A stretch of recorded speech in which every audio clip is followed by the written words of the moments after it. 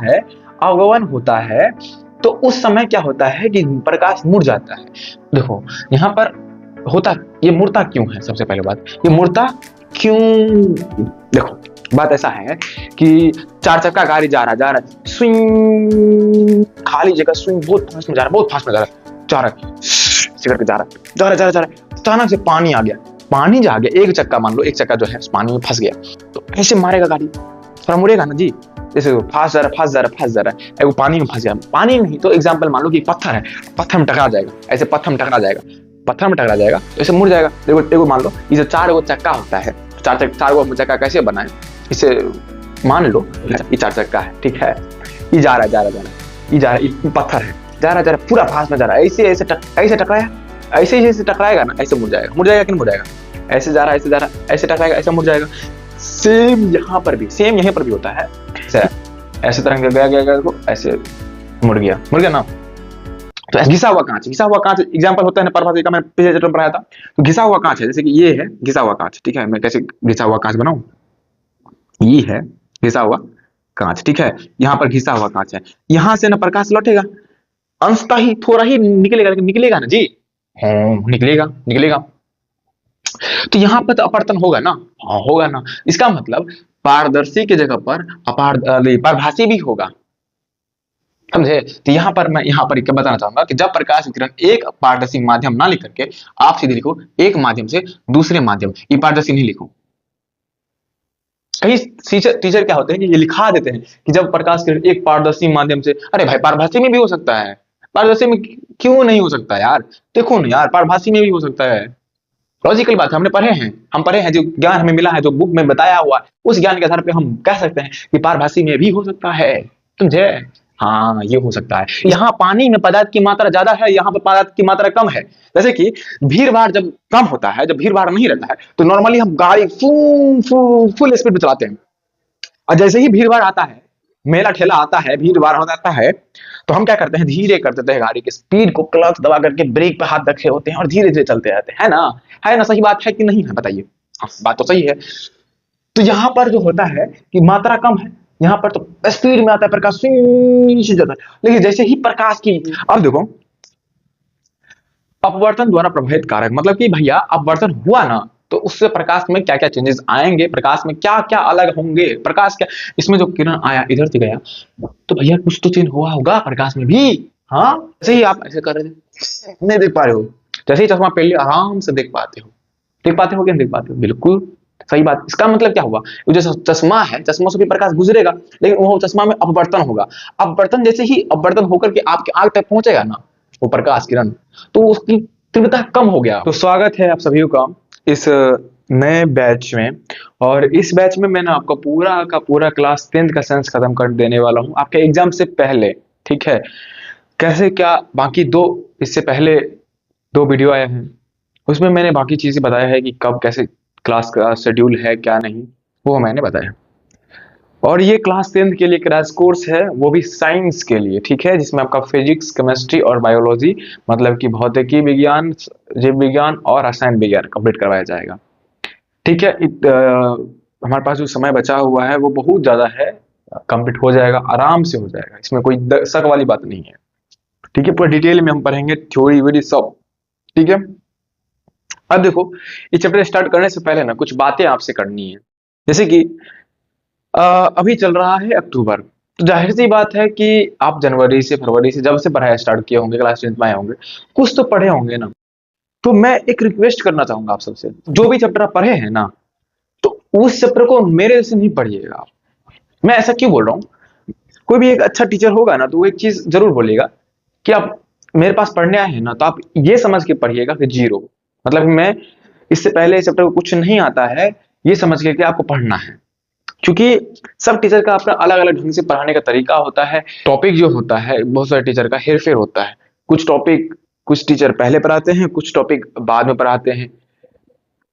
बात तो वही चीज है, कॉन्सेप्ट वही रहेगा, लेकिन चूंकि आप क्लास 10th में हैं, आपका उतना समझ नहीं होगा, जिसकी वजह से 2 अलग अलग प्रकार की डिफिनेशन देख लीजिएगा तो आप कंफ्यूज हो जाइएगा। इसीलिए जो चैप्टर आप पढ़ लिए हैं ना, उसका बस रिवीजन करिए, कुछ भी दिक्कत हो तो अपने नोट्स को उल्टाइए जो पढ़ चुके हैं, और नहीं, क्योंकि इससे क्या होगा, आप ना मान लीजिए कि कोई बंदा होगा कि जीरो लेवल पर होगा, कोई बंदा होगा कि भैया कुछ लेवल उसका होगा, कुछ बंदा होगा जिसका कुछ और लेवल होगा, लेकिन जैसे ही बोलेगा क्रैश कोर्स आ रहा है, तो सब ये तो ठीक है, इसके लिए तो बहुत अच्छा बात है, लेकिन ये सब जो इतना इतना लेवल पहुंच गया, इतना मेहनत कर चुका है, ये मेहनत को भी पानी में डुबा देता है और कहता है कि मेरा तो जीरो लेवल है, मैं भी जीरो में हूँ, और वो भी जीरो से स्टार्ट कर देता है। तो ऐसा ना करें। एक अच्छे सर या शिक्षक के नाते नहीं, मैं आपके बड़े भाई के नाते बोल सकता हूं कि यदि आप पढ़े हुए हैं कोई टॉपिक, कोई भी चैप्टर, तो आप मेरे से ना पढ़ें। ये पढ़ रहे हैं तो उस जितने भी पढ़े हुए हैं ना उसको भूल करके पढ़ें, लेकिन बेस्ट रहेगा जो पढ़ चुके हैं उसको रिवीजन कीजिए, और जो नहीं पढ़े हैं उसको पढ़िए, क्योंकि रिवीजन एक मात्र तरीका है जिससे आप अपना परफॉर्मेंस बढ़ा सकते हैं, आप टॉपर बन सकते हैं या एवरेज में जा सकते हैं। जाहिर सी बात है, आप रिवीजन नहीं करिएगा तो आप एवरेज बनिएगा स्टूडेंट, आप बढ़िया जितना रिवीजन करिएगा उतना ज्यादा आप टॉपर बनिएगा, क्योंकि हमें एग्जाम में क्वेश्चन बनाना होता है, और क्वेश्चन बनाने के लिए हमें थ्योरी कॉन्सेप्ट आना चाहिए, और आएगा कैसे? हमारा ये भगवान का दिमाग तो नहीं है, जीनियस तो नहीं है, आइंस्टाइन तो नहीं है, तो ये क्या होगा, न्यूटन तो नहीं है ना, तो ये क्या होगा, इसमें कोई चीज रखने के लिए ना बार बार रिवीजन करना पड़ता है। ठीक है, तो ये सब थोड़ा बोलना जरूरी होता है। बाद बाकी मैं आपके साथ एग्जाम तक रहूंगा हर एक चीज में, चाहे वो गाइडेंस में हो, कोई भी चीज में हो, बताऊंगा हर एक चीज आपके बड़े भाई के नाते। आपके लिए जो भी हो सके संभव मैं वो करूंगा, और आपको जो भी चीज चाहिए, आपको कोई भी दिक्कत हो, आप हमसे शेयर कर सकते हैं। हाँ, मैं बोल देता हूँ फिर से, मैं आपका बड़ा भाई, ना कि कोई सर। आइए, सबसे पहला बात मैं बताना चाहता हूं, ये चैप्टर स्टार्ट करने से पहले ना कुछ ऐसे टर्म हैं, कुछ ऐसे शब्द हैं जो बार बार इस चैप्टर में मैं यूज करूंगा, वो शब्द के बारे में थोड़ा, वो टर्म के बारे में थोड़ा पढ़ लेते हैं, देन हम चैप्टर पे कूद पड़ेंगे। बेसिकली ये भी एक चैप्टर का ही भाग है, पार्ट है, लेकिन बार बार यूज होगा ना, तो पहले मैं उसको क्लियर कर दूंगा ना, तो ये आगे दिक्कत नहीं होगा। और उससे पहली बात, ये जो चैप्टर है ये कितना महत्वपूर्ण है, इसका अंदाजा मैं आपको लगा देता हूं, इसके बारे में बता देता हूं। सबसे पहली बात, ये जो चैप्टर है, ये यदि आप क्लास 12 में साइंस रखोगे ना, तो उसमें भी ये काम आएगा। हाँ, और चैप्टर 1 नहीं पढ़े हैं ना, तो इसमें दिक्कत होगी, मेहनत करना पड़ेगा। यदि चैप्टर 1 पढ़े हैं, चैप्टर 2 आराम से क्लियर हो जाएगा, और चैप्टर 2 नहीं पढ़िएगा तो चैप्टर 3 भी लिंक रहता है, चैप्टर 3 भी समझ नहीं आएगा। इसीलिए ये चैप्टर तो बहुत ज्यादा इंपॉर्टेंट है, इसको हैवी मतलब आराम से नहीं लीजिएगा, अच्छा खासा क्वेश्चन भी इसे पूछा जाता है। ठीक है, ऑब्जेक्टिव हो, सब्जेक्टिव हो, सब ठीक है। आइए 2 नंबर या 5 नंबर सब बाद बाकी चैप्टर स्टार्ट करते हैं। सबसे पहली बात, हम ना पहला टर्म जो है प्रकाश से माध्यम के बारे में पढ़ेंगे। ठीक है, प्रकाश से माध्यम के बारे में। इससे पहले ना आप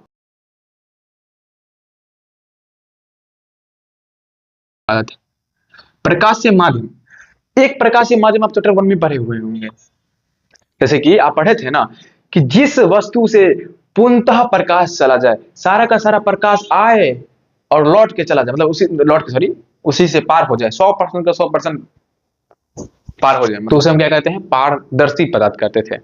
जिससे अंश का थोड़ा ही पास करता हो उसे हम क्या कहते थे, पारभासी। और जिससे पार नहीं करता हो क्या, प्रकाश, तो उसे हम अपारदर्शी पदार्थ कहते थे। तो ये प्रकाश के माध्यम एक प्रकार का जो है हमने पढ़ लिया था क्लास चैप्टर कह रहे हैं चैप्टर 1 में। अब ये कई प्रकार और कुछ प्रकार है जो इस चैप्टर में पढ़ेंगे।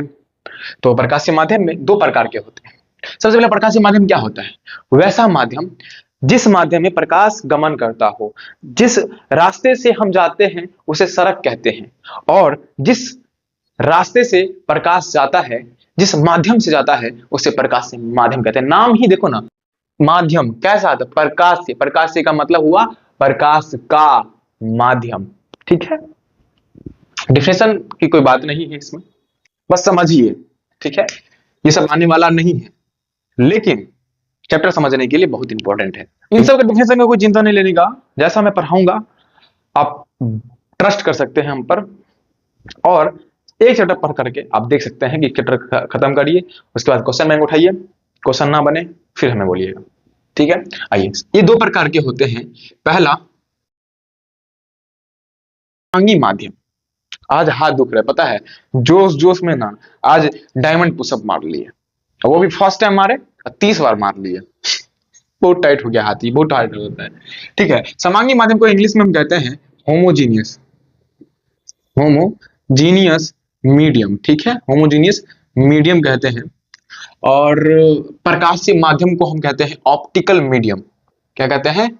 Optical, optical medium. ठीक है, मैं इसको यहां पर ना लिख करके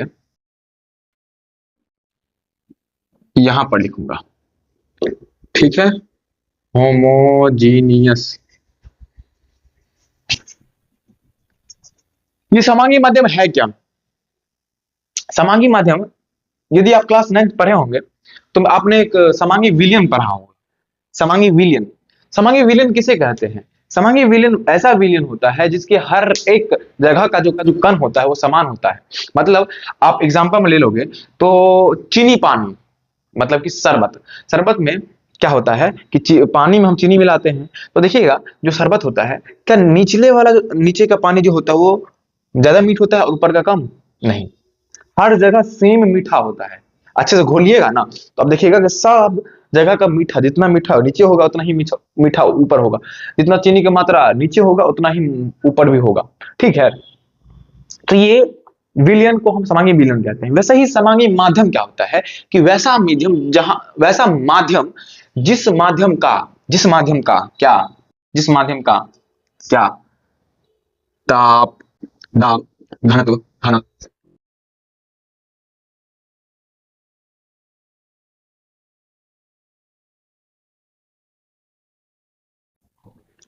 तो समांगी माध्यम का मतलब होता है कि वैसा माध्यम जिसमें ताप मतलब कि टेम्परेचर, दाब मतलब प्रेशर, घनत्व मतलब क्या होता है कि उसमें पदार्थ की मात्रा एवं अन्य बनावट मतलब और भी बहुत कुछ होते हैं होंगे, जो कि आप आगे जैसे जैसे जाओगे ना, जैसे जैसे केमिस्ट्री पढ़ोगे ना, तो पदार्थ के बारे में और गहराई से जानते जाओगे। ठीक है, तो वो सब क्या होते हैं? समान होते हैं। जैसे कि यहाँ की हवा देख लो, यहाँ का हवा देख लो और यहाँ का हवा देख लो, जितना गर्म या जितना ठंडा इधर है हवा, उतना ही इधर है। यदि मैं इसको एक माध्यम मान लू तो, है ना, जितना प्रेशर यहां पर होगा उतना ही प्रेशर यहां पर भी होगा। ठीक है, जितना पदार्थ की मात्रा मतलब कि घनत्व यहां पर होगा उतना ही घनत्व, घनत्व नाम से देखो, घनत्व मतलब घना, कितना घना है कोई चीज, जितना यहाँ पर घना होगा उतना ही घना यहाँ पर भी होगा हवा। तो ये जो हवा है ये एक समांगी माध्यम का एग्जाम्पल है। क्या है इसका एग्जाम्पल? यदि मैं लिखूं इसका एग्जाम्पल, यदि मैं लिखूं एग्जाम्पल जैसे मैं लिखूं तो मैं लिख सकता हूं साफ हवा, साफ हवा। कांच लिख सकते हैं, साफ कांच, जो ट्रांसपेरेंट कांच होता है वो। ठीक है, साफ पानी ले सकते हैं, साफ पानी आदि जैसे, और भी ईटीसी लिख देता हूं आदि, बहुत सारे ऐसे एग्जांपल होते हैं। आप कॉन्सेप्ट समझ में आ गया ना कि समांगी माध्यम कहते किसे हैं, बस इतना क्लियर वाली बात है। दूसरा क्या होता है? दूसरा होता है हमारे पास विसमांगी बोल सकते हैं या असमांगी, असमांगी माध्यम। असमांगी माध्यम किसे कहते हैं? यू नो व्हाट इज असमांगी माध्यम, जिसे इंग्लिश में क्या कहते हैं? हेट्रोजीनियस कहते हैं, हेट्रोजीनियस, अरे सर जीनियस मीडियम। ठीक है, हेट्रोजीनियस मीडियम किसे कहते हैं? वैसा माध्यम, सिंपल इसका अपोजिट। देखो इसमें क्या था कि ताप, दाब, घनत्व, अन्य बनावट सभी समान होते थे हर जगह, इसमें क्या होंगे? असमान होंगे।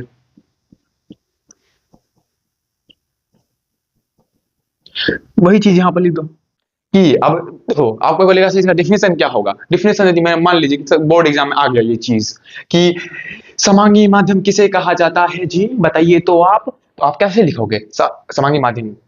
तो आपको पता है कि एक माध्यम है, लिखोगे कि एक ऐसा माध्यम जिसमें ताप, दाब, घनत्व एवं अन्य बनावट समान हो, या आप ये एक्स्ट्रा जोड़ सकते हैं कि हर जगह समान हो, हर जगह यहाँ पर लिख देना।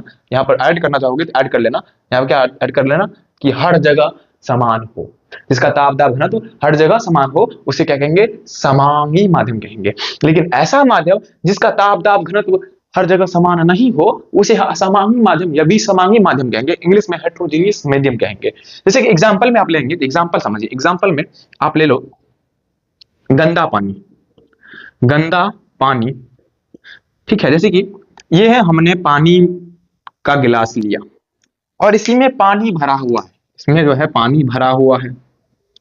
अब इसमें ना तुम मिट्टी मिला दो, जैसे ही तुम मिट्टी मिलाओगे और इसको घोलोगे तो देखना यहाँ पर मिट्टी मिट्टी की मात्रा ज्यादा होगा, और यहाँ पर यहाँ का पानी निकालो तुम, यहाँ का पानी निकाल करके यहाँ पर रखो, ठीक है।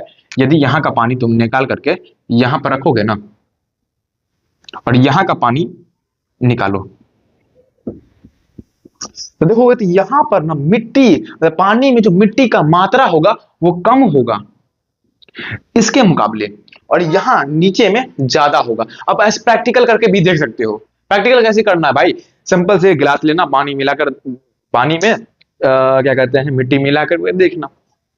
दूसरा होगा, दूसरा एग्जांपल है जैसे कि हाँ, धुआं धुआं धुआं भी एक एग्जांपल हो गया क्या, असामान्य माध्यम का। जैसे कि यहाँ पर यदि आग जला दिया जाए, आग जला दिया जाए, देखोगे जहां आग जलता है उसके ऊपर ऊपर धुआं निकलता है, वो जो धुआं होता है ना वो भी असामान्य माध्यम होता है, क्योंकि जैसे जैसे ऊपर में जाओगे ना तो वहां जैसे जहां पर आग लगा रहता है उसके ऊपर वाला जितने भी हवा होता है वहां की घनत्व ज्यादा हो जाता है, वहां पर पदार्थ जो की मात्रा ज्यादा होता है, कण ना बहुत ज्यादा हो जाता है, ठीक है। लेकिन वहीं पर यहाँ पर तुम देखोगे तो यहाँ पर साफ हवा है, यहाँ पर जो है क्या होगा, उतना घनत्व नहीं होगा, साफ हवा हो गया और यहाँ पर आग जल रहा है। यदि मैं इसको माध्यम, एक माध्यम मान लूं तो क्या हर एक जगह समान घनत्व है, समान दाब है, यहाँ पर ताप ज्यादा होगा, यहाँ पर ताप कम होगा, यहाँ पर दाब ज्यादा होगा, यहाँ पर दाब कम हो सकता है ना।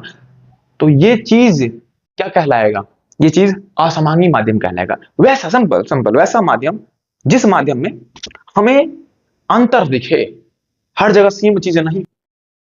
आप कांच भी होता है जो रंगीन कांच होता है, रंगीन कांच, रंगीन रंगीन कांच, रंगीन कांच भी एग्जांपल ले।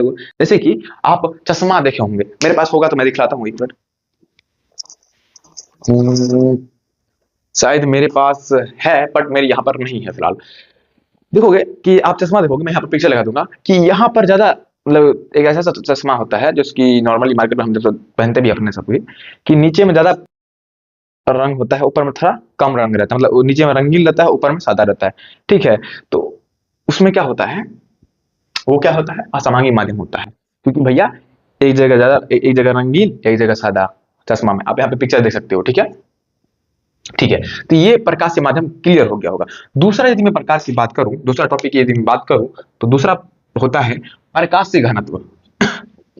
प्रकाश से घनत्व, घनत्व जिसे हम इंग्लिश में कहेंगे, इंग्लिश में क्या कहेंगे, इंग्लिश में हम क्या कहेंगे, इसे इंग्लिश में हम कहेंगे ऑप्टिकल डेंसिटी, ऑप्टिकल डेंसिटी, ठीक है।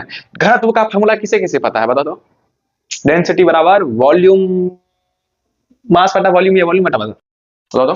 डेंसिटी बराबर मास बटा वॉल्यूम या वॉल्यूम बटा मास, क्या होगा, ए होगा या बी होगा। आंसर द कमेंट, कमेंट में आंसर करो भाई, आंसर करो कमेंट में, ठीक है। इन देखता हूं कि किसी को याद है या किसी को पता है, ठीक है।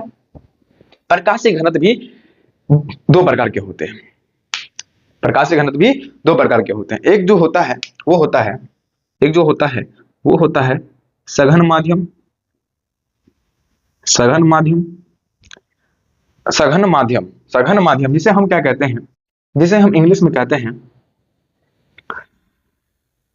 रेयर, नहीं रे रेयर कहां से बोलेंगे, इसे बोलेंगे डेंसर मीडियम, डेंसर मीडियम। और एक होता है, दूसरा होता है विरल, यहां पर मैं लिखता हूं विरल माध्यम, जिसे हम कहते हैं इंग्लिश में रेयर मीडियम। शायद यहां पर नहीं दिख रहा होगा तो मुझे आई थिंक दिख रहा होगा, यदि नहीं दिख रहा होगा ये वाला बात मैं एक बार देख लेता हूं, चेक कर लेता हूं। चलो ठीक है, इंग्लिश, इंग्लिश वाला नहीं दिख रहा है, ठीक है, इंग्लिश वाला नहीं दिख रहा है तो यहाँ पर मैं इंग्लिश लिख देता हूँ। कहां पर, यहाँ पर रेयर का इंग्लिश RARER, रेयर मीडियम, ठीक है। अब देखो सघन मीडियम क्या होता है और विरल माध्यम क्या होता है, समझो। मैं इसको इरेज कर दूं, नोट बनाते चलना, नोट बनाते चलना, ठीक है। नोट नहीं बनाओगे ना तो, क्योंकि रिवीजन करने का एक ही माध्यम होता है, वो होता है नोट, नोट के थ्रू ही तुम रिवीजन कर पाते हो, ठीक है। ठीक है बाबू, हाँ ठीक है बाबू। ठीक है, ठीक है, ठीक है। ऐसे मैं अलग कर लेता हूँ, जिससे लिखने में बोर्ड जो होता है वो मैं कल से कर लूंगा, ऐसे ही अलग अलग। जैसे बोर्ड का जो है बचत होता है जगह। सघन माध्यम क्या होता है? देखो, प्रकाश घनत्व किसे कहते हैं? वैसा, देखो प्रकाश घनत्व पहले समझते हैं किसे कहते हैं। जिस माध्यम से प्रकाश होकर गुजरता है ना, उस माध्यम को, उस माध्यम का घनत्व को हम क्या कहते हैं? प्रकाश से घनत्व कहते हैं। जिस माध्यम से मैं इसका डिफिनेशन लिख देता हूं। जिस माध्यम से होकर प्रकाश गुजरता है, उस माध्यम के घनत्व को प्रकाश से घनत्व कहते हैं। लिख लेना है, उस माध्यम को प्रकाश से घनत्व कहते हैं, प्रकाश से घनत्व कहते हैं। मतलब हम इस रास्ते से जा रहे हैं ना, मान लो हम प्रकाश हैं। प्रकाश मतलब जानते हो ना, जो सूर्य से प्रकाश किरण आता है उसकी बात कर रहे हैं, किसी व्यक्ति की बात नहीं कर रहे होते हैं। तो मान लो मैं सूर्य से निकल रहा हूं और मैं प्रकाश किरण हूं, मैं जा रहा हूं और मैं इस रास्ते से जा रहा हूं। इस रास्ते का जो घनत्व होगा, घनापन होगा। घनापन क्या होता है? पदार्थ की मात्रा। यदि मैं मान लो कि इस बोर्ड की घना बहुत ज्यादा है, घना बहुत ज्यादा है, जैसे हवा में, देखो एग्जाम्पल लेता हूँ घनापन का। जैसे कि हवा में तुम ऐसे से करो, आराम से कर पा रहे हो ना, मतलब कि यहाँ पर रुकावटें कम है, हवा में पार्टिकल्स की मात्रा कम है। वहीं पर आप पानी में जाओ, आप नदी में जाओ, जब नहाने जाते हो ना, ऐसे ऐसे करना, देखोगे तो हाथ ऐसे करने में, ऊपर नीचे करने में दिक्कत होगा, थोड़ा मेहनत लगेगा, क्योंकि पानी में जो कण की मात्रा होता है वो ज्यादा होता है, ज्यादा सटा हटा होता है, ठीक है। लेकिन हवा में जो कण जो होता है वो हटा हटा होता है, मतलब कि जो एयर का जो कण होता है बहुत दूर दूर होता है।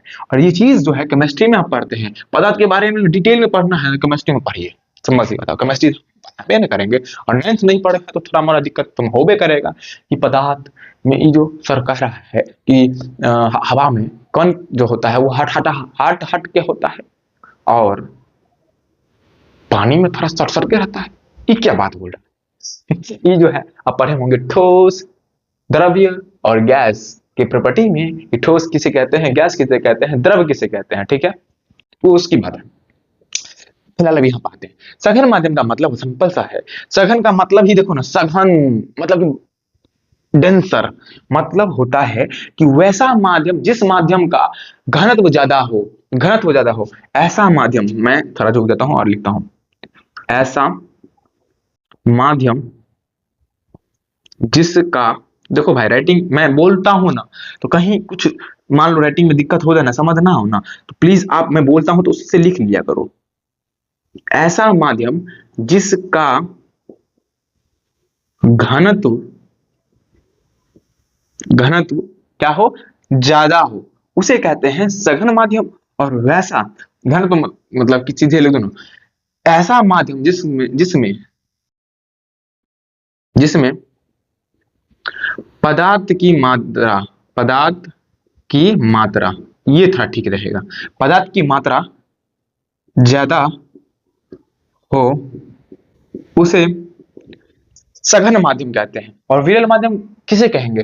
वह प्रकाश से घनत्व, क्या मैं बोल रहा हूं, वे माध्यम जिस माध्यम में पदार्थ की मात्रा कम हो, उसे विरल माध्यम कहेंगे। लेकिन चूंकि इसका मैं समझता हूं, मेरे हिसाब से कोई डिफिनीशन नहीं होना चाहिए।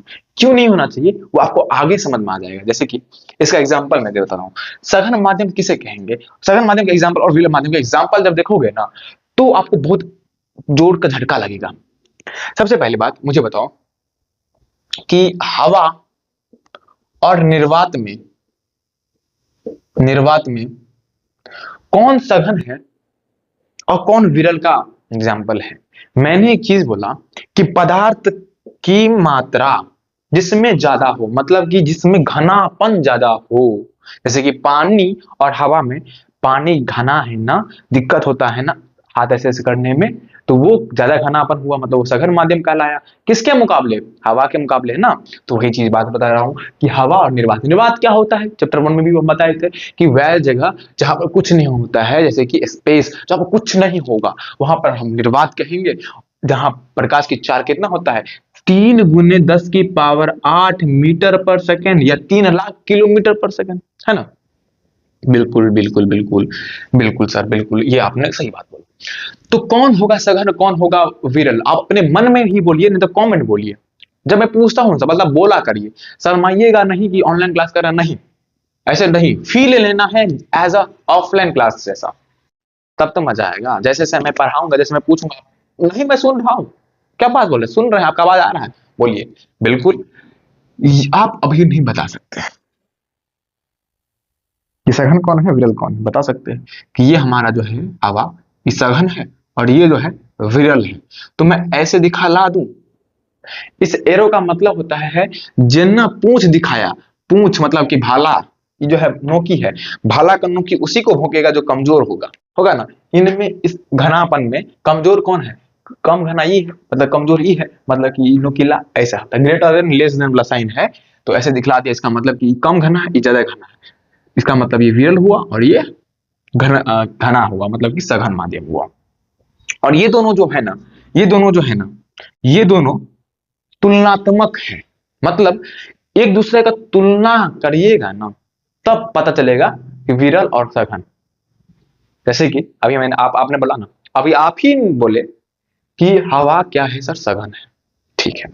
अब मुझे बताइए कि हवा और पानी में कौन ज्यादा सघन है। क्या बात कर रहे हैं, हाँ मैंने क्वेश्चन भी सही बोला, कौन ज्यादा सघन है।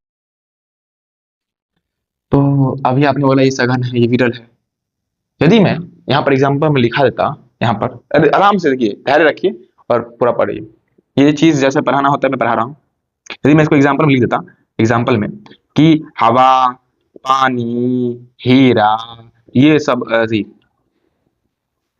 कांच, ये सब इसके एग्जाम्पल है, वो बच्चा लिख लो, पास हो गया, तुम्हारा ये टॉपिक खत्म हो गया, है ना। तो ये कभी भी इसका एग्जैक्ट डिफिनेशन नहीं होता, एग्जैक्ट ये नहीं है कि तुम हवा सघन मैंने बोल दिया तो हर जगह हमेशा सघन ही होगा, नहीं होगा। देखो यहाँ पर हवा यहाँ पर सघन है, लेकिन इसके मुकाबले यहाँ पर ये हवा विरल हो जाएगा, मतलब कि मैंने ये पूंछ दिखला दिया, मतलब कि ये अभी जो है ये विरल है, विरल माध्यम का एग्जाम्पल बन गया, लेकिन अब ये जो है पानी सघन बन गया। इसीलिए मैं बोला तभी कि ये दोनों जो है ना, ये दोनों जो है ना तुलनात्मक है, मतलब तुलना करने पर आपको पता चलेगा कि दो वस्तु कौन ज्यादा सघन है, कौन ज्यादा मतलब विरल है। मतलब मैं बोलूं कि मैं पतला हूं या मोटा, तो आप बोलिएगा पतला है, लेकिन मैं अपने से भी पतला आदमी जो कटके जैसा हो, उसको मैं अपने सामने खड़ा कर दूं, तब आप क्या बोलिएगा, तब आप हमको जरूर बोलिएगा कि आप उससे मोटा है ना।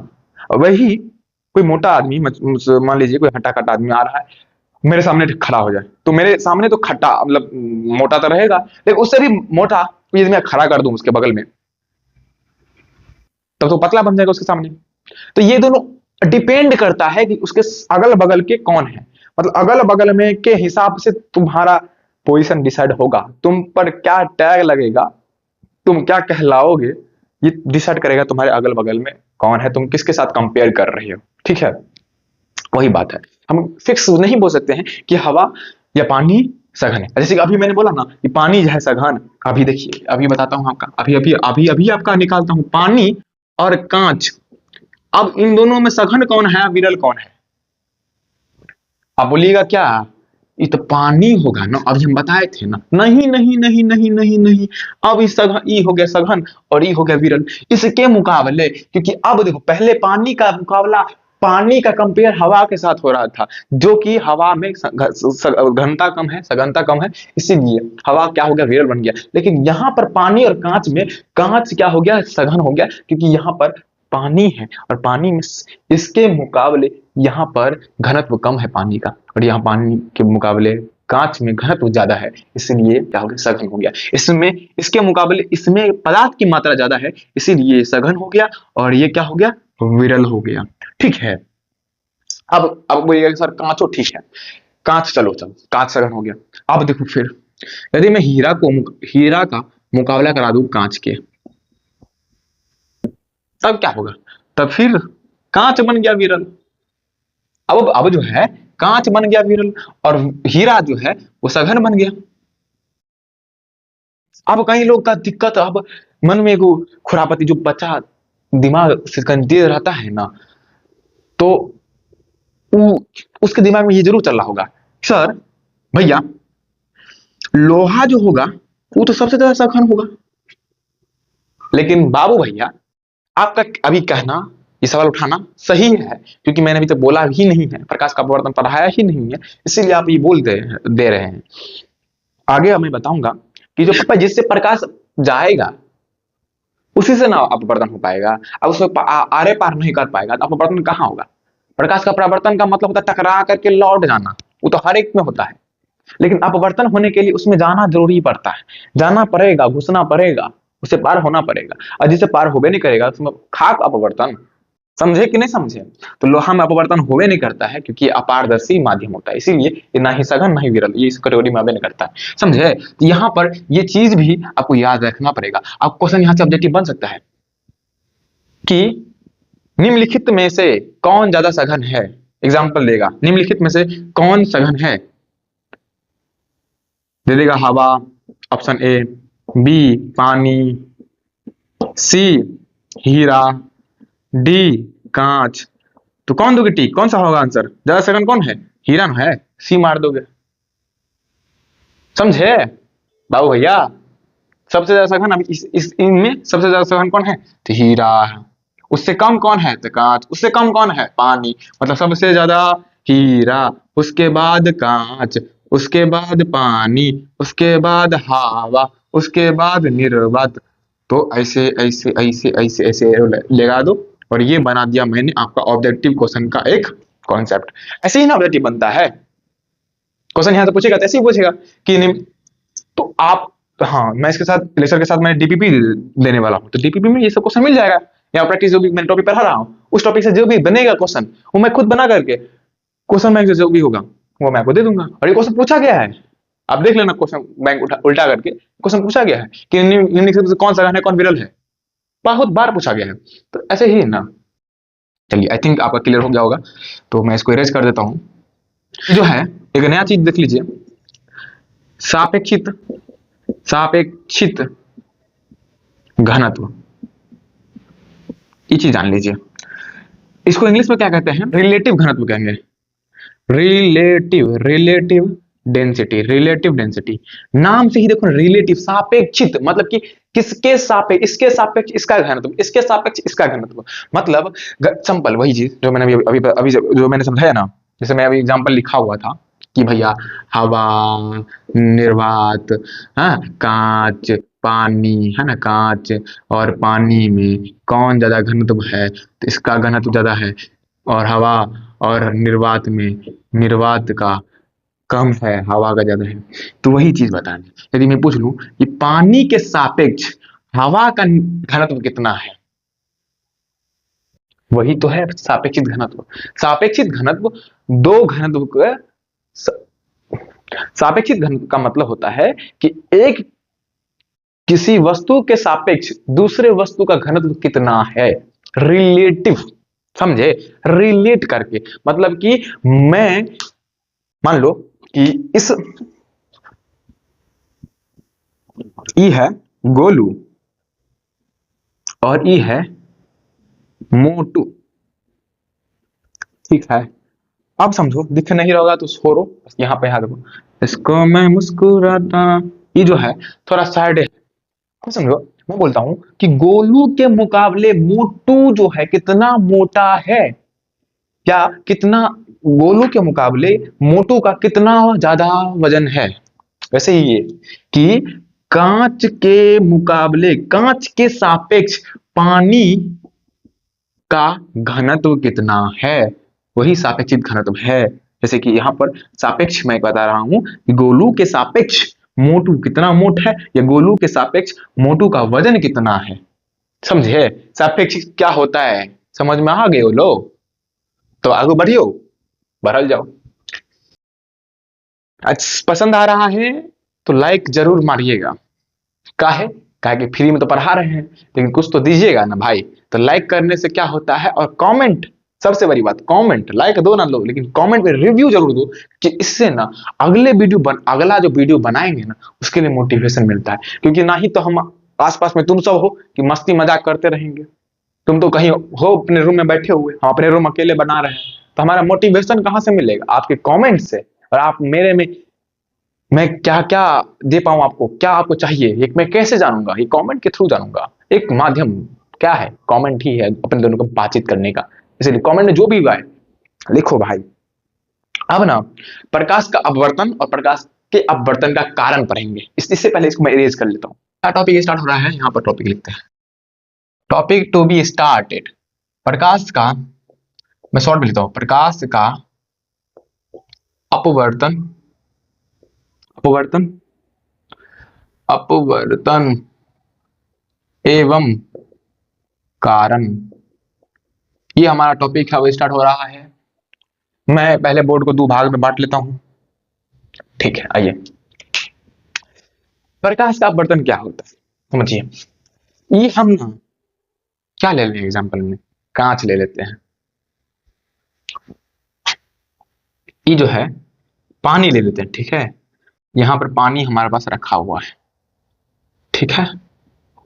इसमें पानी भरा हुआ है, ठीक है, ठीक है। अब देखो यहां पर कहीं सूर्य किरण से, सूर्य से प्रकाश की किरण आता होगा। प्रकाश का अपवर्तन क्या है समझाता हूं, वही समझा रहा हूं। देखो फोकस करो, कहां देख रहा है तुम, इधर देखो ना। ये जो है सूर्य है, गुस्सा नहीं आया ना भैया, थोड़ा डरो, डांट वाट दो तो भाई गुस्सा मत होना। आओ, अब इससे बहुत प्रकाश की किरण निकलता होगा, जिसकी वजह से तो हम सुबह हम देख पाते हैं, है ना। अब एक किरण क्या हुआ, ये इस पर टकराया। अब टकराने से कुछ होता है, देखो जब कोई, जैसे कि ये पानी है, अब ये टकराया होगा तो इसको क्या क्या हुआ होगा। पहला तो कुछ प्रकाश की किरण टकरा लौट गया होगा टकरा करके, कुछ ये जो पानी है अवशोषित कर लिया होगा, और कुछ जो है इसमें अपवर्तन होता है। अपवर्तन होता क्या है, तो यहां से मैं ऐसे ऐसे करता हूं थोड़ा, ऐसे एक मैं दिखला रहा हूं कि यह प्रकाश की किरण यहां पर पड़ा, और पढ़ने के बाद क्या होता है कि ये जो है, ये जो है थोड़ा मुड़ जाता है। मतलब कि ये सीधे नहीं जाता है, मतलब जाना चाहिए था ऐसे ना, ऐसे जाना चाहिए था, जाना चाहिए था ना ऐसे, कि यूं आया है तो यूं जाना चाहिए था। लेकिन करता क्या है कि ना थोड़ा मुड़ जाता है, थोड़ा ये मुड़ जाता है। और ये यहाँ पर ये जो, जहां पर ये प्रकाश किरण यहाँ पर इस जिस बिंदु पर ये गिरता है, इस बिंदु के लंब, इसके सिद्ध में, इसके लंबवत जो होता है एक लंब खींचा जाता है, जो कि हम चैप्टर 1 में भी पढ़े थे। इसलिए बोलते हैं ना, चैप्टर 1 नहीं पढ़ोगे तो ये दिक्कत होगा, थोड़ा मेहनत करना पड़ेगा ज्यादा। चैप्टर 1 में पढ़े हो कि ये जो ऊपर में ये जो खींचते हैं इसे क्या कहते हैं, अभिलंब कहते हैं। इस ये अभिलंब क्या है, तो जिस बिंदु पर, आपतन बिंदु पर खींचा गया लंब को हम क्या कहते हैं, अभिलंब कहते हैं। तो यहाँ पर डिफरेंस तो लिखाने वाले नहीं है, क्योंकि पिछले जन्मों में लिखा दिए हैं, पढ़ा दिए हैं। एनीवे, ठीक है, बता, तुम बोलोगे तो हम बता ही देंगे, फिर से लिखा देंगे, चिंता मत करो। ठीक है, तो ये हो गया हमारे पास अभिलंब। इस अभिलंब की ओर जो है ना हल्का जो है ये मुड़ जाता है।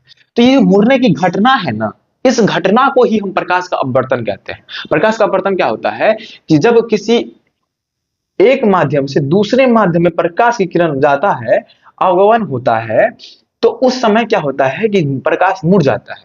देखो यहां पर होता, ये मुड़ता क्यों है, सबसे पहले बात, ये मुड़ता क्यों, क्यों भाई।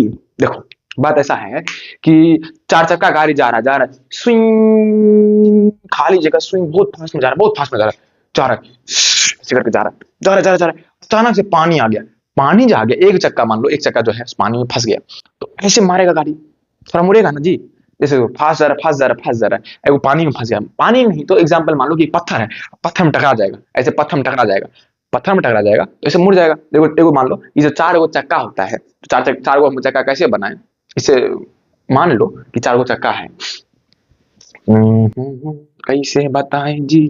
जैसे कि, जैसे कि ये जो है, ये किताब जो है, ये चार चक्का है, ठीक है। ये जा रहा है, जा रहा है, जा रहा है, ये जा रहा है, ये पत्थर है, जा रहा है, पूरा फास्ट में जा रहा है, ऐसे ऐसे ऐसे टकराया, ऐसे जैसे टकराएगा ना ऐसे मुड़ जाएगा कि नहीं मुड़ जाएगा, ऐसे जा रहा है, ऐसे जा रहा है, ऐसे टकराएगा, ऐसे मुड़ जाएगा। सेम यहाँ पर भी, सेम यहीं पर भी होता है कि जैसे ही यहाँ पर एक नहीं रहता, बहुत सारा रहता है प्रकाश किरण, ठीक है। और प्रकाश जो होता है वो एक वेव के रूप में होता है, तरंग के रूप में रहता है। तरंग एक मोटा सा हो रहता है और पहले टकराता है दूसरे माध्यम में, जैसे कि तरंग जो होता है वो इस प्रकार से आता रहता है, ऐसे ऐसे ऐसे आता रहता है, ठीक है। तरंग जैसे ही पानी में ऐसे टकराता है ना, तरंग जो होता है धीरे धीरे धीरे धीरे मुड़ना शुरू कर देता है। पहले तरंग जो होता है, ये वेव जो होता है वो आता रहता है, आता रहता है। ये मैं यहाँ पर पिक्चर दिखा दूंगा, वीडियो देखो, यहाँ पर ये ऐसा है, ऐसे तरंग गया गया गया, देखो ऐसे मुड़ गया ना। तो इसमें भी ऐसा होता है। ये तरंग, ये भैया क्या चीज है, तो ये ना 12th में पढ़ोगे, अभी मैंने बता दिया। नहीं चाहोगे नहीं बताना तो नहीं बताऊंगा, कंफ्यूजन हो जाता है इससे, तो नहीं बताऊंगा इतना क्रिटिकल पॉइंट सब, ठीक है। तो अभी फिलहाल इतना समझो कि प्रकाश किरण एक से, क्योंकि समझो सर, जो सर लोग होते हैं ना, समझाने के लिए एक एरो का यूज कर लेते हैं कि तुमको समझाने समझ जाओ आसानी से, इस कि ऐसा होता है। एक्चुअल में वो वेव होता है, इस तरह से वेव बन के आता रहता है, और वो ऐसे ऐसे करके ऐसे ऐसे डायरेक्शन चेंज कर लेता है, ठीक है। जा रहा था ऐसे, जा रहा था ऐसे ना, लेकिन ये ऐसे जाने लगता है, ठीक है, ऐसे ऐसे मुड़ जाता है, समझे। हाँ, इतना डिटेल में समझा रहे हैं, जो क्रैश कोर्स है। फुल कोर्स में कितना डिटेल पढ़ाएंगे सोचो ना। तो ये जो प्रकाश किरण ऐसे गया, तो ये हल्का मुड़ जाता है। मुड़ इसलिए जाता है क्योंकि यहाँ पर माध्यम चेंज होता है। ये माध्यम वन है और ये माध्यम दूसरा है, ये माध्यम वन है और ये माध्यम दूसरा है। मान लो ये हवा, ये तो हवा है, जाहिर सी बात है, और ये क्या है, पानी है। ये क्या है, पानी है। तो जैसे ही हवा से पानी में गया, और ये ध्यान रखने वाली बात है कि जब तक माध्यम चेंज नहीं होगा ना, तो मुड़ेगा नहीं। अब माध्यम सेम ही रहता, यहाँ पर भी हवा, यहाँ पर भी हवा, तो मुड़ता ही क्यों। गाड़ी चल रहा है, खाली है हर जगह, तो गाड़ी कहीं टकरावे नहीं करेगा, नहीं पानी में टकराएगा तो मुड़ेगा कैसे, जब टकरावे नहीं करेगा तो मुड़ेगा कैसे, तो बस लौटते जाएगा। तो जब तक माध्यम चेंज नहीं होगा तब तक वो चीज मुड़ेगा नहीं। इसीलिए जो मुड़ना है ना, ये माध्यम चेंज की वजह से होता है। और ये जो मुड़ने की घटना है ना, उसी को प्रकाश का अपवर्तन कहते हैं। तो जो आप इसका डिफिनेशन लिखना चाहते हो, तो ये डिफिनेशन क्या लिखोगे कि जब प्रकाश की किरण, मैं यहाँ पर लिखता हूँ डिफिनेशन, प्रकाश का अपवर्तन का डिफिनेशन लिख रहा हूँ, देखो यहाँ पर डिफिनेशन,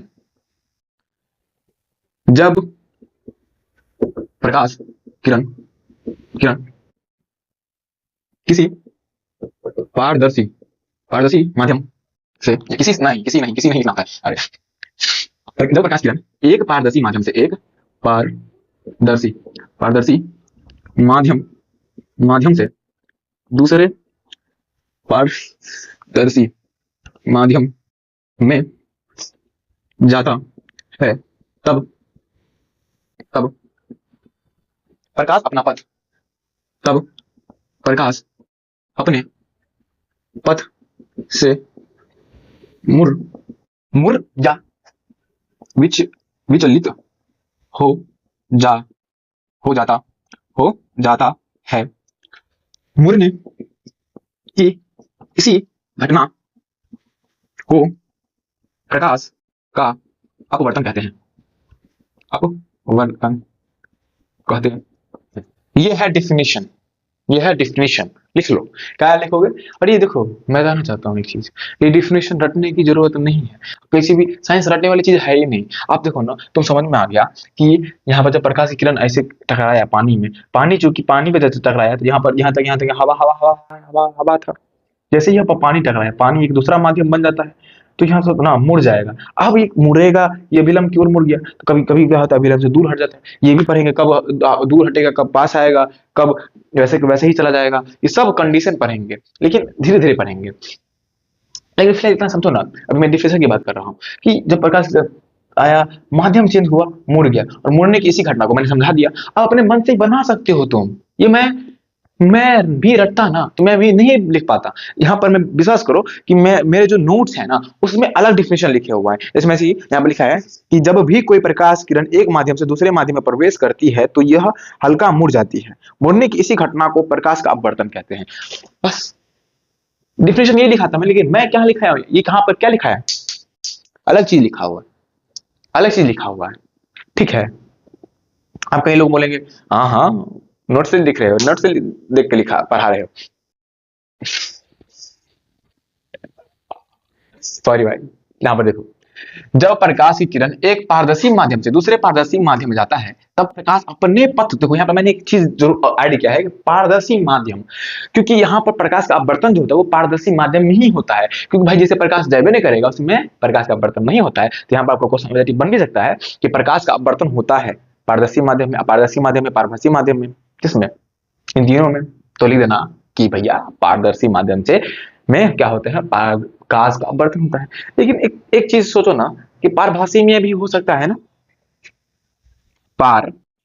भासी, क्योंकि प्रकाश का अपवर्तन उससे होता है जिसे प्रकाश आर पार होता है, और पारभासी में भी तो प्रकाश जाता है ना।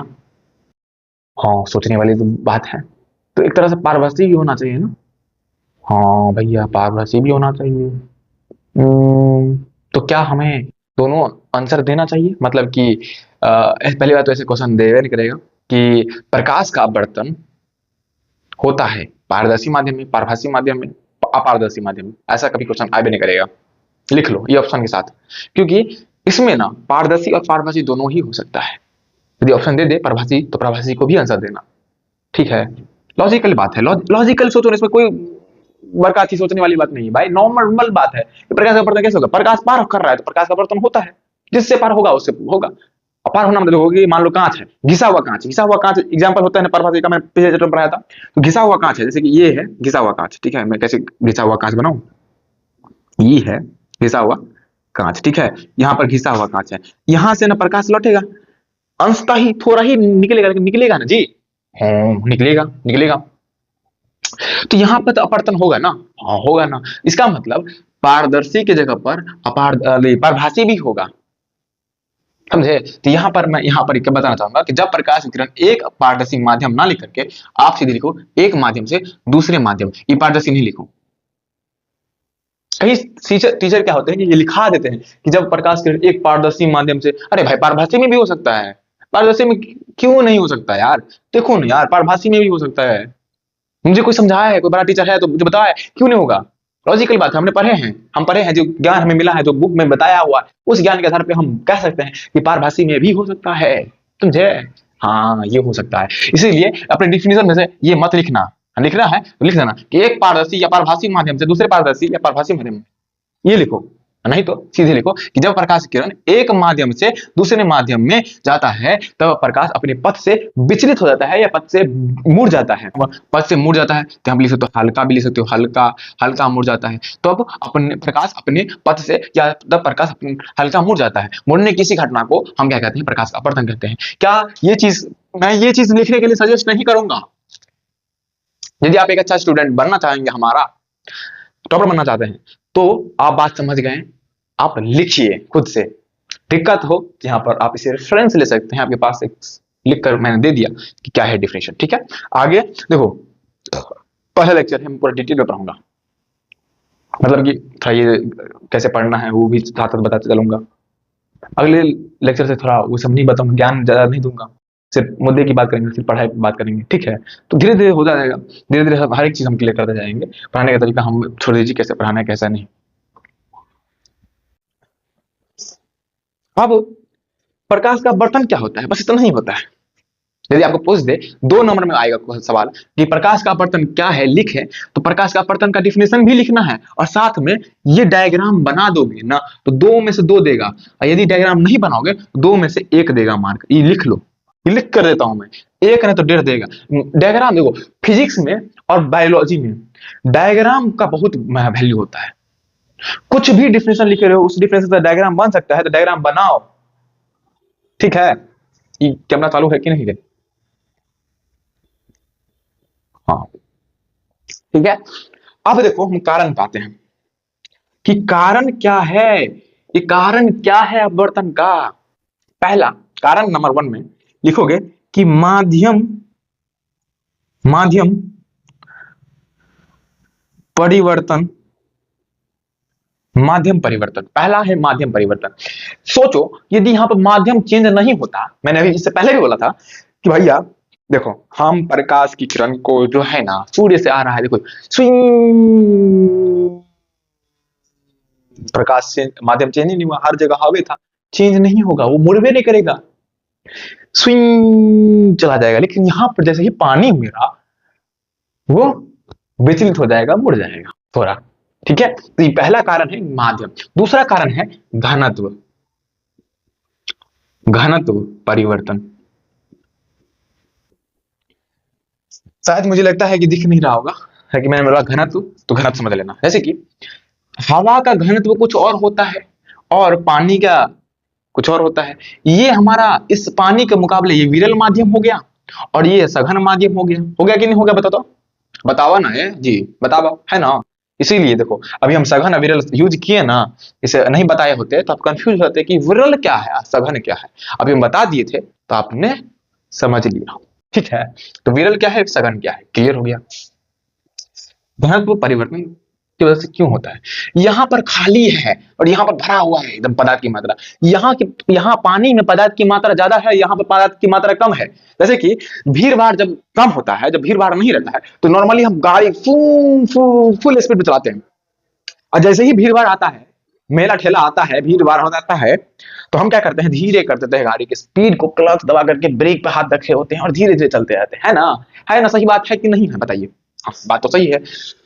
तो यहाँ पर जो होता है कि मात्रा कम है, यहाँ पर तो स्पीड में आता है प्रकाश, से जाता है। लेकिन जैसे ही प्रकाश की मिलान होता है, वो ज्यादा मात्रा वाले माध्यम के साथ होता है, तो वहां पर क्या होता है, वो जैसे मैं बोले ना, गाड़ी जाता है, एगो पत्थर से टकरा गया, जैसे मुड़ जाता है, वैसे ही यहाँ पर भी होता है। ऐसे ऐसे गया, मुड़ गया।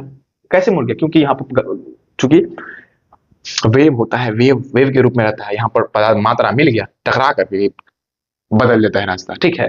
घनत्व यहाँ पर ज्यादा है, इसी वजह से मुड़ जाता है, ठीक है। घनत्व ज्यादा नहीं रहता, दोनों का घनत्व सेम रहता तो मुड़ भी नहीं करता। और माध्यम चेंज है तो घनत्व चेंज होबे करेगा, ये नहीं है, समझे, ये बात नहीं है। तीसरा बात है कि वेग में परिवर्तन, वेग मतलब चाल में, वेग में परिवर्तन। मैं यहाँ पर लिख देता हूँ तीसरा यहाँ पर मैं लिख देता हूँ कि वेग में परिवर्तन, वेग में परिवर्तन। अरे भाई, यहाँ पर चाल नहीं, ये देखो कितने स्पीड में जा रहा था, यहाँ पर स्लो हो गया, यहाँ पर स्पीड में हो गया, यहाँ पर स्लो हो गया। अब यहाँ पर ध्यान रखने वाली बात यहाँ पर है कि ये इधर मुड़ गया, पता है क्यों, क्योंकि यहाँ पर फास्ट में था और यहाँ पर स्लो हो गया। अच्छा कोई बात बताओ कि स्लो हो गया, तो स्लो हो गया तो रास्ता भी ना चेंज करना पड़ेगा, है ना। जब फास्ट थे तो दूर वाला रास्ता तय किए थे, जब स्लो थे तो हम कम दूरी वाला रास्ता तय करेंगे। तो जाहिर सी बात है कि उसे जल्दी पहुंचना है, इसीलिए थोड़ा मुड़ना पड़ेगा, तभी ना ये जल्दी पहुंच पाएगा, समझे। तो यहाँ पर स्पीड कम हो जाता है इसके मुकाबले, है ना। आप तो पढ़े होंगे कि भैया हम तो पढ़े थे 3 गुने 10 की पावर 8 मीटर पर सेकंड जो होता है प्रकाश का चाल होता है। बस बेवकूफ, इसे कहते हैं अधूरा ज्ञान। ये जो होता है, ये होता है सिर्फ और सिर्फ निर्वात। और कई लोग हवा में भी बोलते हैं, क्योंकि हवा और निर्वात सेम, अप्रोक्स मतलब लगभग सेम होता है, इसीलिए हम इसे बोल देते हैं कि हवा में और निर्वात में जो प्रकाश की चाल होता है वो इतना होता है। लेकिन पानी में कुछ और होगा, कांच में कुछ और होगा। और जैसे कि पानी में होता है 2 लाख 2.5 लाख होता है ऐसे ना, आई थिंक मुझे एग्जैक्ट रेशियो नहीं पता है। 2,25,000 देखो, 2,25,000, 2,25,000, ठीक है। और एक होता है 2 लाख, ठीक है। 2 लाख शायद होता है कांच में, 2,25,000 जो होता है वो पानी में प्रकाश की चाल होता है, सब में अलग अलग होता है, ठीक है। तो यहाँ पर देखो 3 लाख किलोमीटर से आ रहा था, यहाँ पर सीधे 2,25,000 हो गया। तो चाल में वेग में परिवर्तन आ गया। तो वेग में परिवर्तन की वजह से ही ये प्रकाश का अपवर्तन होता है। अपवर्तन होने का कारण क्या है, तो माध्यम में परिवर्तन, घनत्व में परिवर्तन और वेग में परिवर्तन। ये 3 परिवर्तन की वजह से ना ये जो है प्रकाश का अपवर्तन होता है। प्रकाश का अपवर्तन मतलब क्या है, प्रकाश का अपवर्तन क्या है, ये जो मुड़ रहा है, इसे सीधा जाता ना तो प्रकाश का अपवर्तन पढ़ना ही नहीं पड़ता, चैप्टर खत्म होता है। लेकिन सीधा नहीं जा रहा है, ये मुड़ रहा है, तो इसी मुड़ने की वजह से ना प्रकाश का अपवर्तन चैप्टर ही पढ़ना पड़ रहा है। और इसी मुड़ने की घटना को सब में एक वर्ड में बोलूँ ना, एक सीधा सेंटेंस में बोलूँ ना, तो सीधा सेंटेंस में देखो, तो मुड़ने की घटना को ही क्या मुड़ना, ये प्रकाश की। अब उसी को डिटेल में लिख दो, जिसे से बना के उसी तो क्या कहते हैं प्रकाश का अपवर्तन। समझ में आ गया। अब समझो, हमने पढ़ लिया प्रकाश का अपवर्तन क्या है, उसका कारण क्या है। अब जब प्रकाश का अपवर्तन होता है ना, तो उससे प्रभावित क्या क्या होता है।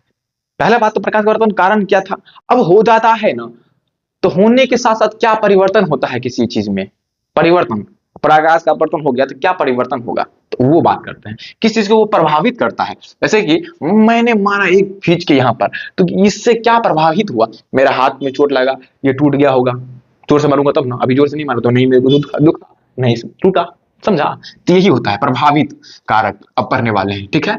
एक चीज देख रहा हूँ यार, लिख कर लिखता हूँ, टाइम बहुत बड़ा वीडियो बन जाएगा, देखो ना तुम भी क्या बोलेगा, लेकिन मुझे क्या लिखता हूँ। हाँ तुम बोलो। तो एक चीज पूछना चाहता हूँ कि कल से वीडियो में जब मैं डिफिनेशन लिखूंगा, ये करूंगा, उसको मैं लिख लिख करके पहले ही लिख दूं और आऊं और मैं उसे समझा दूं। देखो ऐसी बात मैं लिख रहा था, जैसे ऐसे लिख रहा था तो वो लिखने में समय बच जाएगा। लेकिन समझाऊंगा तो मैं ऐसे ही सेम सेम, समझाने का कॉन्सेप्ट समझाने का सभी एक ही ऐसा ही रहेगा, समझाना का जो जिम्मेदारी मेरा।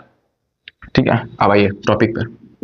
टॉपिक क्या है कि प्रकाश का परावर्तन जो हुआ, अपवर्तन,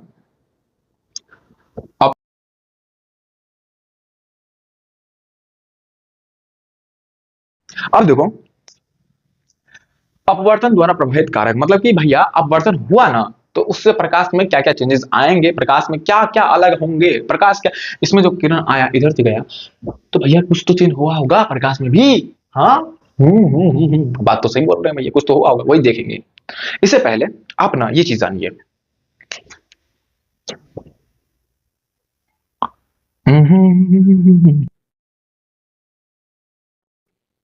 ये जो है तरंग है, और ये जो तरंग होता है इसको यहां से यहां तक की बीच की दूरी को हम क्या कहते हैं, तरंग दैर्ध्य कहते हैं। ठीक है, ये तरंग क्या होता है, अभी बस समझा रहा हूँ कि ये बस मैं जितना जो कह रहा हूँ बस उतनी ही समझो, क्योंकि बड़ा लेवल का चीज है, बहुत बड़ी लेवल का चीज है। ठीक है, ये जो है ये क्या है, ये तरंग है। इस तरंग में यहां से यहां तक की बीच की दूरी को क्या कहते हैं, तरंग दैर्ध्य कहते हैं। ठीक है, तो अपवर्तन द्वारा प्रभावित कारक क्या होता है, पहला पहला तीव्रता घट जाता। आप देखोगे अ, सवाल नहीं, ये जवाब है कि जैसे ही अपवर्तन करेगा ना इसका जो तीव्रता है, इसकी जो पावर है वो घट जाएगा यहां से यहां तक आने में। आप एग्जांपल देखो, जैसे कि चश्मा पहनते हो ना, जैसे कि नॉर्मल आंख से देखोगे सूर्य की किरण, सूर्य की तरफ नहीं देख पाओगे, लेकिन वहीं पर चश्मा पहन लोगे तो आप उस नॉर्मल के हिसाब से बिना आंख के जितना देख पाते थे उसे ज्यादा देख पाओगे आप चश्मा पहन लोगे। जैसे ही आप ऐसे कर रहे थे नहीं देख पा रहे हो, जैसे ही चश्मा पहन लिया आराम से देख पाते हो। देख पाते हो क्या, नहीं देख पाते हो, बिल्कुल सही बात। इसका मतलब क्या हुआ, वो जो चश्मा है चश्मा से भी प्रकाश गुजरेगा लेकिन वो चश्मा में अपवर्तन होगा। अपवर्तन जैसे ही अपवर्तन होकर के आपके आंख तक पहुंचेगा ना वो प्रकाश किरण, तो उसकी तीव्रता कम हो गया हो। ठीक है, हाँ, तो प्रकाश के अपवर्तन के दौरान क्या होता है कि उसकी तीव्रता कम हो जाता है। ये सवाल बन सकता है, ये जो मैं लिखा रहा हूँ ये सब हो सकता है कि प्रकाश अपवर्तन के कारण क्या हो सकते हैं, निम्न कारण होंगे, माध्यम परिवर्तन होना, घनत्व में परिवर्तन, वेग में परिवर्तन। ये बना के क्वेश्चन दूंगा डीपीपी में, चिंता मत करो। दूसरा तरंग दैर्ध्य, तरंग दैर्ध्य, दैर्ध्य, तरंग दैर्ध्य, दैर्ध्य, तरंग, तरंग दैर्ध्य में परिवर्तन। जैसे ही प्रकाश का अपवर्तन होता है ना, ये क्या होता है, ये वेव ऐसा है, मान लो कि ऐसा वेव जो है, हम बोले ना कि प्रकाश वेव के रूप में रहता है, तो मान लो कि जब प्रकाश अपवर्तन नहीं हुआ था वेव ऐसा था, लेकिन जैसे जैसे ही अपवर्तन हो गया वेव ऐसा हो गया, मतलब कि ये जो तरंग दैर्ध्य है अब ये छोटा हो गया, कभी छोटा कभी बड़ा, छोटा हो गया है ना, पहले इतना सा था अब इतना सा हो गया। तो जब प्रकाश का अपवर्तन हो गया तो ये क्या हो गया, वेव वेव ऐसा दिखने लगा, ऐसे दिखने लगा। देखोगे तो ये जो तरंग दैर्ध्य है इसका जो लंबाई है वो लंबाई जो है वो घट गया, इसीलिए मैं तरंग दैर्ध्य पढ़ाया। तो प्रकाश अपवर्तन से क्या होता है, तरंग दैर्ध्य में भी चेंज होता है। ये तरंग दैर्ध्य क्या है, ये क्यों, ये सब 12th क्लास में पढ़ोगे इसीलिए मैं बोल रहा हूँ। अब ऐसे तो मैं इसमें बताऊंगा ही नहीं, तो कंफ्यूजन क्रिएट हो जाएगा, समझे। तरंग दैर्ध्य में परिवर्तन होता है। तीसरा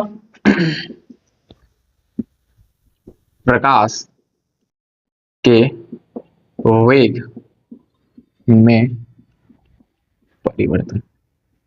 तीसरा जो होता है वो होता है प्रकाश के वेग में परिवर्तन, मतलब कि यहाँ हवा में ज्यादा प्रकाश का चाल था, यहाँ जैसे ही माध्यम चेंज हुआ, जैसे ही अपवर्तन हुआ इसका चाल घट गया, तो चाल में परिवर्तन होता है। तो समझ में आ गया कि भाई साहब प्रकाश के अपवर्तन के दौरान तीन चेंजेस होता है प्रकाश में। पहला तो प्रकाश का तीव्रता घट जाता है, दूसरा तरंग दैर्ध्य में परिवर्तन होता है, तीसरा वेग में परिवर्तन आ जाता है। ठीक है, ठीक है। अब चौथा पॉइंट देखो, ये चौथा पॉइंट इसलिए दिखा रहा हूं नॉलेज के लिए। आवर्ती, आवर्ती, आवर्ती एवं आवर्तकाल अपरिवर्तित होते हैं।